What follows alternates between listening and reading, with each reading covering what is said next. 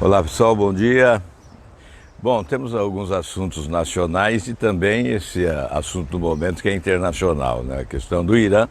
Vamos falar sobre isso, mas também hoje eu pretendo falar um pouco sobre um projeto que está no Senado que diz respeito às mordomias, aos privilégios de ex-presidentes da República, especialmente ex-presidentes que foram condenados, ou politicamente, por intermédio de um processo de impeachment, ou mesmo na justiça comum, como é o caso do ex-presidente Lula, e continuam gastando dinheiro público, gastando muito dinheiro público. No ano passado foi uma soma elevada, né? A campeã de gastos foi a ex-presidente Dilma, e vocês sabem que são gastos com assessores, com viagens, com diárias, com veículos, combustível, etc. Viagens internacionais, inclusive, levando equipe de assessores. Nós vamos falar sobre isso, mas antes eu quero conversar um pouco com vocês sobre esse episódio que certamente preocupa todo mundo, que diz respeito a uma possibilidade de guerra. E já de pronto eu descarto essa possibilidade de guerra mundial, não é? Nós não teremos a terceira guerra mundial, não vejo essa hipótese, não é crível, evidentemente não é inteligente admitir a hipótese de uma guerra que não interessa a ninguém. A ninguém interessa uma guerra nos dias de hoje, mas uma guerra regional sim. A possibilidade da guerra regional é fato concreto, é fato visível, inclusive, com o envolvimento de alguns países, Irã, Iraque, Arábia Saudita, talvez o próprio Egito. Isso é possível, Israel, Estados Unidos do outro lado, né? Claro que Israel ficará, obviamente, solidária, a nação solidária aos Estados Unidos, esta é a possibilidade. Mas eu conversei hoje com um amigo que mora em Washington há mais de 25 anos e que participou inclusive da campanha eleitoral do presidente Trump.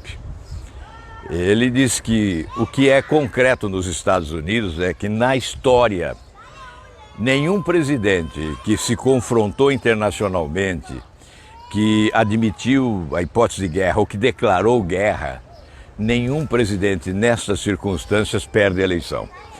Porque lá é muito vivo o sentimento de nacionalismo, não é? Então a nação se irmana com o presidente da República quando ele adota uma postura dessa natureza. Ontem nós vimos, inclusive na televisão, eu posso citar até o nome do Arnaldo Jabor, críticas contundentes ao presidente Trump, colocando-o na condição de um psicopata que ameaça uma guerra para ganhar uma eleição. Nós não queremos fazer esse julgamento porque as informações são desencontradas, né? Há informações e informações entre aspas. Então, o desencontro das informações muitas vezes pode nos levar a uma conclusão precipitada. E este assunto é tão sério, é muito sério, que não nos permite fazer ilações muitas vezes irresponsáveis, não é? Então, ontem à noite mesmo publiquei aí na minha página do Facebook a notícia dos ataques do Irã a bases aliadas, a bases norte-americanas lá no Iraque, não é? Coloquei algumas fotos, algumas imagens recolhidas lá da TV Al Jazeera, não é? Um vídeo, inclusive, em que fiz questão de destacar. Essas imagens podem ser velhas, podem não ser atuais, mas o fato é verdadeiro. Os ataques ocorreram, com perdas. Ainda os Estados Unidos não estão admitindo perdas norte-americanas, mas ontem, no Twitter de jornalistas norte-americanos, se falava em cerca de 20 baixas. Obviamente, o presidente Trump tem uma assessoria competente que acompanha de perto e que quer evitar um confronto maior. Seria irresponsável desejar um grande confronto, um confronto internacional, uma guerra que poderia se denominar de guerra mundial. Isso eles não querem. os assessores do presidente Trump, que são competentes nesta área também, eles não desejam isso. Mas a suposição de que pode ter ocorrido um lance de estratégia político-eleitoral, essa suposição, da parte de alguns, é alimentada, como fez ontem o Arnaldo Jabor na TV Globo, no Jornal da Noite. Nós não fazemos precipitadamente nenhuma avaliação conclusiva em relação aos propósitos que levaram o presidente Trump a tomar essa atitude de violência, uma vez que lá eles dizem que o tal general estava em missão de paz no Iraque. Não é o que os Estados Unidos afirmam, não é o que Trump afirma. Trump diz o oposto, que esta decisão de ataque que fulminou e eliminou a vida do general de grande popularidade no Irã, a segunda figura, a segunda autoridade do país, né, que levou ele à morte, e vocês viram um funeral e um enterro de grandes proporções, né, com mais de 1 milhão de pessoas nas ruas acompanhando o corpo do general até o seu sepultamento. Então veja que nós ficamos com dificuldade de fazer uma avaliação definitiva sobre esse episódio. Não devemos fazer precipitadamente. O que nos cabe é acompanhar. E, evidentemente, desejar que o apelo de algumas lideranças importantes do mundo, a partir do Papa, os ingleses, né, com os seus líderes, os britânicos se pronunciaram, a Alemanha também se pronunciou, a França também se pronunciou a favor da paz, apelando para que ocorra um recuo dos dois lados. O que se percebe é que de ontem para hoje houve uma postura de maior prudência do presidente Trump. Ele não avançou, ele não deu continuidade ao arrobo inicial, quando ele disse que ia transformar o Irã num país da Idade da Pedra. Não, que a reação seria desproporcional. Me parece que houve uma ponderação da sua assessoria técnica em relação a este assunto e houve uma espécie de recuo. Ele evitou inclusive se pronunciar.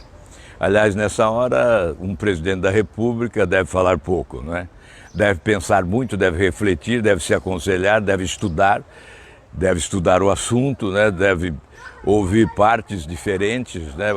Opiniões divergentes para decidir corretamente e evitando comentários muitas vezes precipitados que podem agravar a crise, né?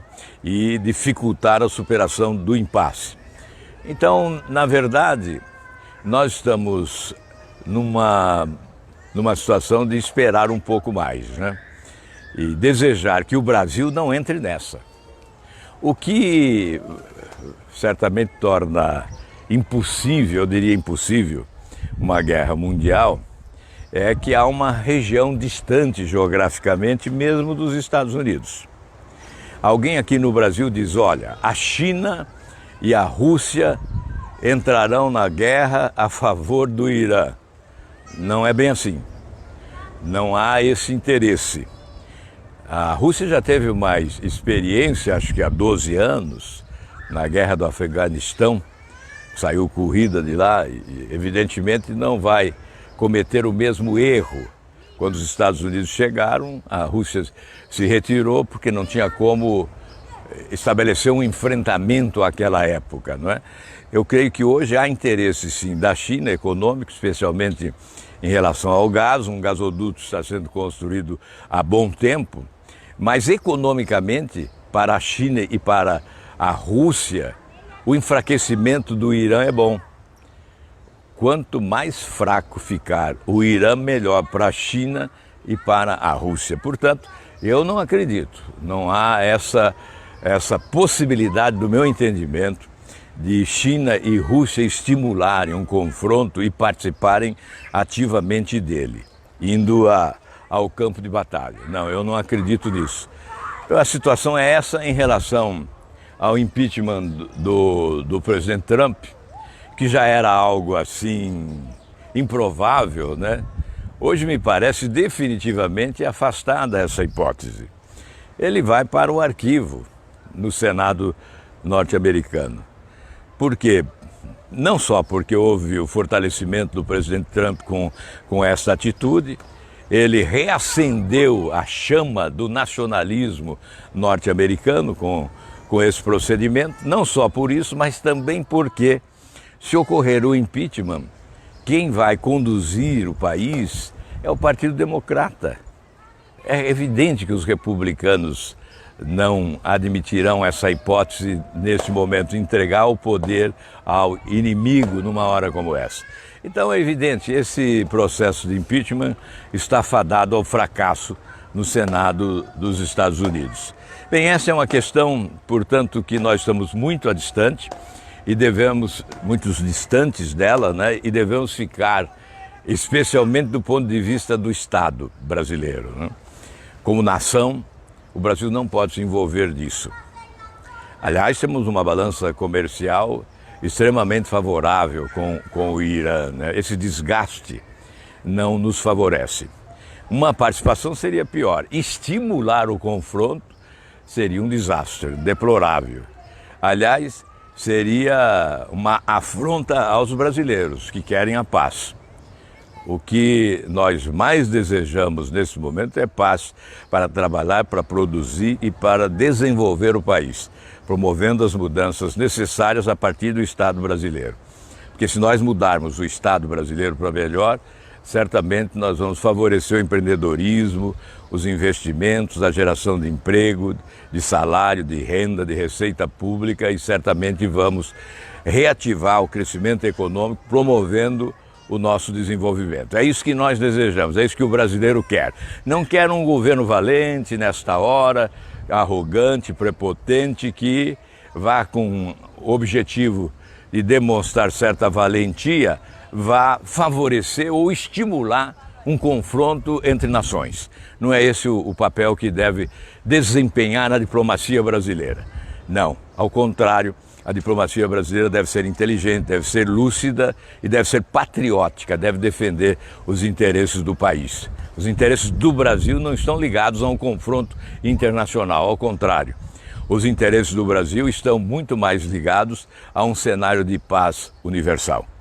Bem, esse assunto vai continuar na pauta, né? Certamente nós vamos focalizar esse assunto outras vezes e eu quero aproveitar agora para colocar mais um tema. Aliás, hoje eu vi um vídeo muito interessante. As crianças aqui do lado estão barulhentas, né? Mas tudo bem, fica com esse fundo da ingenuidade infantil, que nessa hora em que se fala na insanidade de adultos, né, que proclamam a guerra ao invés da paz, é bom até ter a presença da ingenuidade infantil nos convocando à realidade. E certamente nos convocando à responsabilidade, né? Porque não há dúvida que a insensatez dos adultos muitas vezes compromete o futuro daqueles que estão dando os seus primeiros passos na existência. Nós queremos exatamente preparar o futuro para estas crianças. Aliás, o Papa há poucos dias usou uma frase muito inteligente. As crianças e os jovens são a janela que o mundo usa para enxergar o futuro. Então é dessa forma, mais ou menos isso que ele disse, certamente não foi exatamente isso, né? Mas é inspirado numa frase do Papa que eu acabo me pronunciando desta forma, ao ouvir aqui, nesse ouvido esquerdo aqui, a conversa das crianças aqui. Olha, está aí também na minha página com certo destaque, com muito acesso, né, uma matéria sobre os gastos dos ex-presidentes da República e a informação de um projeto de minha autoria que vem lá desde 2016 ou 2015, se não me falha a memória, 2015, um projeto que pretende acabar com essa mordomia, com esses privilégios de ex-presidentes da República, né, que gastam muito, sem necessidade, porque poderiam gastar do dinheiro deles As viagens internacionais, por exemplo, nesse ano que passou, a campeã de gastos foi a ex-presidente Dilma, que foi arrancada do poder num processo de impeachment. Então é evidente que alguém que foi alvo de uma condenação política, que perdeu o mandato, que foi arrancado do poder num processo legal de impeachment, constitucional, não pode ter esse direito de receber dinheiro público para fazer viagens internacionais acompanhada de uma equipe, de um séquito, né? Um convescote. Essa gente podia até montar aí uma agência de turismo, né? Tanto viajam. Aliás, é preciso ver no Senado também as viagens que recentemente foram divulgadas de autoridades brasileiras dos 3 poderes. Um exagero. Viagens que se transformaram em verdadeiros convescotes à custa do dinheiro público. Evidentemente, ao fazer uma ironia dessa natureza, não estamos longe da realidade. Essa gente deveria organizar uma agência de turismo e mudar de profissão. Deixar de pegar o dinheiro público para suas viagens internacionais, muitas vezes sem nenhum retorno para o país, sem nenhum resultado efetivo que beneficie o povo brasileiro. Então isso precisa ser visto também. Mas eu estou me referindo a ex-presidentes que se beneficiam de um dispositivo legal e eles podem ter assessoria paga pelo governo, dinheiro público, então escolhe os assessores que deseja, faz as suas viagens com despesas pagas, possui veículos à disposição, combustível, segurança, enfim, é um gasto abusivo e, no meu entendimento, desnecessário, especialmente quando se trata de ex-presidentes que foram cassados ou que foram condenados pela justiça comum, como é o caso do ex-presidente Lula. E, evidentemente, logo teremos mais uma condenação de ex-presidente, desta feita, provavelmente, né, não posso pré-julgar, mas tudo indica que o ex-presidente Temer também será alvo de uma condenação muito brevemente. Por isso, esse projeto está lá. E por que ele não é votado? É incrível o que ocorre no Congresso Nacional. Eu sou defensor do Congresso como instituição essencial ao Estado de Direito. Mas quando se trata de temas ligados à ética, ao comportamento, ligados ao combate à corrupção, o Congresso é ineficaz. Ele é lento, ele adota, pelas suas lideranças principais, uma estratégia de protelação para evitar a votação de matérias importantes que caem no gosto popular e que têm o apoio da maioria da população brasileira. Esse projeto está lá, eu repito, desde 2015, está agora numa gaveta de um senador que é relator. Chegando em fevereiro eu vou pedir à presidente da comissão, Simone Tebet, que mude o relator para esse projeto andar. Nós precisamos aprová-lo com celeridade, a exemplo do que tem que ocorrer com outros projetos que dizem respeito ao combate à corrupção, ou então vamos para casa. O que estamos fazendo lá? Eu, da minha parte, eu não teria nada a fazer se eu não pudesse combater corrupção no Congresso, porque é uma chaga, porque é uma doença, porque corrói a alma da estrutura da administração pública brasileira. Vocês viram, a Operação Lava Jato revelou em detalhes os mistérios da corrupção no Brasil, as delações de Palocci e outros, uma corrupção monumental. E nós somos obrigados ainda, olha, me perdoem a expressão, a ouvir de alguns idiotas brasileiros que o ex-presidente foi condenado num tribunal de exceção sem provas. Olha, brinquem com a inteligência de outros. Não brinquem com a inteligência de quem é decente nesse país.